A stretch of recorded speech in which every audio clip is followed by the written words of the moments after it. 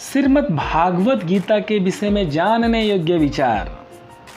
भगवान श्री कृष्ण कहते हैं, गीता मेरा हृदय है, गीता मेरा उत्तम सार है, गीता मेरा अति उग्र ज्ञान है, गीता मेरा अविनाशी ज्ञान है, गीता मेरा श्रेष्ठ निवास स्थान है, गीता मेरा परम पद है, गीता मेरा परम रहस्य है, गीता मेरा परम गुरु है। महर्षि व्यास जी कहते हैं, जो अपने आप श्री विष्णु भगवान के मुख कमल से निकली हुई गीता है, वह गीता अच्छी तरह कंठस्थ करना चाहिए। अन्य शास्त्रों के विस्तार से क्या लाभ। श्रीमद् आद्र शंकराचार्य जी कहते हैं, गाने योग्य तो श्री गीता का और श्री विष्णु सहस्र नाम का गान है। धरने योग्य तो श्री विष्णु भगवान का ध्यान है। चित्र तो सज्जनों के संग में पिरोने योग्य है और वित्र तो दिन दुखियों को देने योग्य है।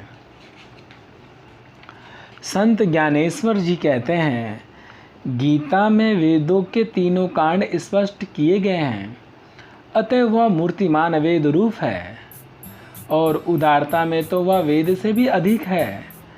अगर कोई दूसरों को गीता ग्रंथ देता है तो जानो कि उसने लोगों के लिए मोक्ष सुख का सदावर्त खोला है। गीता रूपी माता से मनुष्य रूपी बच्चे वियुक्त होकर भटक रहे हैं, अतः उनका मिलन कराना या तो सर्व सज्जनों का मुख्य धर्म है।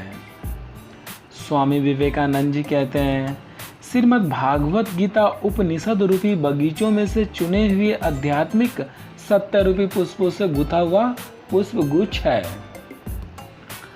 महामना मालवी जी कहते हैं, इस अद्भुत ग्रंथ में 78 अध्यायों में इतना सारा सत्य, इतना सारा ज्ञान है, इतने सारे उच्च गंभीर और सात्विक विचार भरे हुए हैं। मनुष्य को निम्न से निम्न दशा में से उठाकर देवता के स्थान पर बिठाने का शक्ति रखते हैं।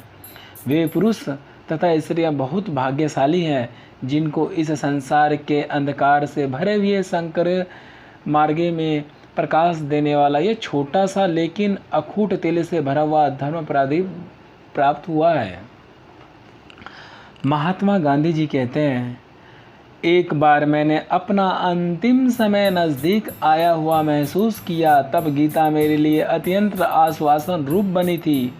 मैं जब जब बहुत भारी मुसीबतों से घिर जाता हूँ, तब तब मैं गीता माता के पास दौड़ कर पहुँच जाता हूँ और गीता माता से मुझे समाधान ना मिला हो, ऐसा कभी नहीं हुआ है। पूज्यपाद स्वामी लीला साजी महाराज कहते हैं, जीवन के सर्वजन विकास के लिए गीता ग्रंथ अद्भुत है। विश्व की 578 भाषाओं में गीता का अनुवाद हो चुका है। हर भाषा में कई चिंतकों, विद्वानों और भक्तों ने भीमसाएं की है और अभी भी हो रही है, होती रहेगी, क्योंकि इस ग्रंथ में सब देशों, जातियों, प्रांतों के तमाम मनुष्यों के लिए अलौकिक सामग्री भरी हुई है। अतः हम सबको गीता ज्ञान में अवगाहन करना चाहिए। भोग, मोक्ष, निर्लेपता, निर्भयता आदि तमाम दिव्य गुणों का विकास करने वाला यह गीता ग्रंथ विश्व में आदित्य है। अमेरिकन महात्मा थारो कहते हैं, प्राचीन युग की सर्वरमणीय वस्तुओं में गीता से श्रेष्ठ कोई वस्तु नहीं है। गीता में ऐसा उत्तम और सर्वव्यापी ज्ञान है कि उसके रचयिता देवता को असंख्य वर्ष हो गए, फिर भी ऐसा दूसरा एक भी ग्रंथ नहीं लिखा गया है।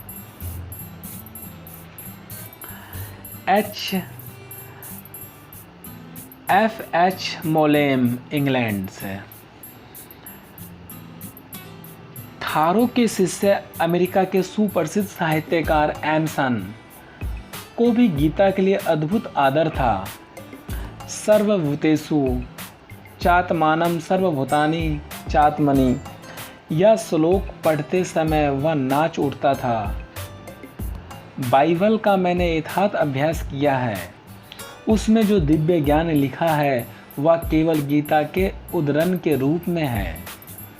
मैं ईसाई होते हुए भी गीता के प्रति इतना सारा आदर भाव इसलिए रखता हूँ कि जिन गूढ़ प्रश्नों का समाधान पाश्चात्य लोग अभी तक नहीं खोज पाए हैं, उनका समाधान गीता ग्रंथ ने शुद्ध और सरल रीति से दिया है।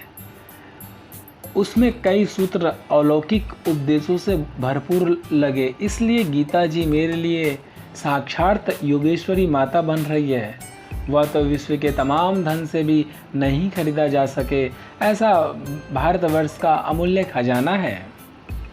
परम पूज्य संत श्री आसाराम जी बापू कहते हैं, भगवत गीता ऐसे दिव्य ज्ञान से भरपूर है कि उसके अमृत पान से मनुष्य के जीवन में साहस, हिम्मत, समता, सहजता, स्नेह, शांति और धर्म के आदि दैवी गुण विकसित हो उठते हैं। अधर्म और शोषण का मुकाबला करने का सामर्थ्य आ जाता है।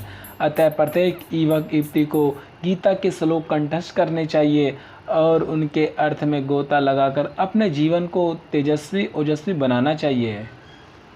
ओम।